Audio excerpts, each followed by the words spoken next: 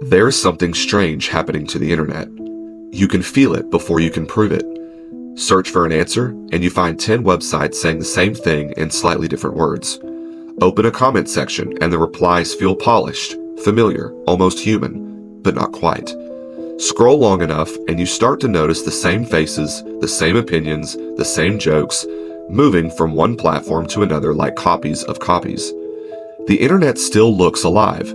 It may be more active than it has ever been, but activity is not the same thing as life. There is a theory called the dead internet theory. The extreme version claims that most of the internet has already been replaced by bots, fake accounts, manufactured engagement, and automated content. There is no solid evidence that nearly everyone online is fake. But there is a quieter version of the theory that is becoming harder to ignore. The internet may not be dying. It may simply be changing into something that no longer needs us. Think about how the internet used to work. A person had an experience, wrote about it, uploaded a picture, argued with someone, told a story, or shared something they had seen with their own eyes. Search engines came later. Their job was to organize what people had created. Now, the machines are creating it too. An AI writes an article using information taken from older websites. A bot publishes it because a certain topic is trending. Automated accounts react to it. A recommendation system sees the activity and decides the page must be useful. Then, another AI finds the article and uses it as source material. It rewrites it. A new bot publishes that version. The process begins again. At no point does a person have to know whether the original claim was true. The system only has to keep moving. That is the part worth paying attention to, because once machines begin creating information for other machines, the human reader becomes optional.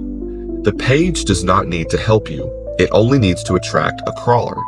The post does not need to convince a real person. It only needs enough engagement to convince the ranking system.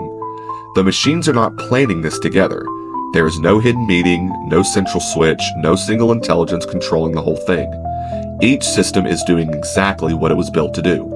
Write more, publish faster, rank what performs, copy what succeeds, remove what does not. But when all of those systems begin feeding one another, something changes. Researchers studying model collapse have found that when artificial intelligence is repeatedly trained on content produced by other models, the results can become less accurate and less varied. The common patterns survive. The unusual ones disappear. That obscure fact only one person remembered, the strange sentence no one else would have written, the personal story that did not fit the pattern, those are the first things to be lost. The internet would not suddenly become nonsense. That would be easy to notice. It would become cleaner, more confident, more consistent, and less connected to anything that actually happened. Imagine searching for a question 5 years from now. You find hundreds of answers. They all agree. They all cite similar language. They all sound professional. The system treats that agreement as proof.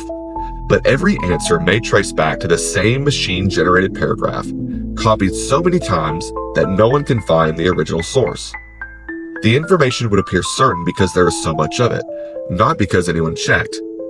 That is how a closed system begins to look like reality.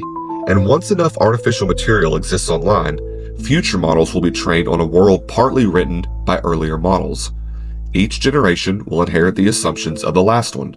Small mistakes become common knowledge becomes training data becomes the next answer. Meanwhile, real people are still there. They are still writing, recording, arguing, making art, and telling the truth as they understand it. But they are producing content at human speed. The machines are not. Eventually, the most valuable thing online may not be information. It may be proof that a human being was actually there. A photograph with a known origin, a physical book, an old recording, a private conversation that was never optimized, rewritten, or generated for attention. The original dead internet theory asks whether the people online have already been replaced. That may be the wrong question. The darker possibility is that humans remain on the internet for a very long time. We keep scrolling, we keep searching, we keep speaking, but the system around us becomes so full of machine-made agreement that our voices are slowly buried beneath it. And one day, the internet may still contain everything humanity ever said. It just may no longer be able to tell which parts came from us.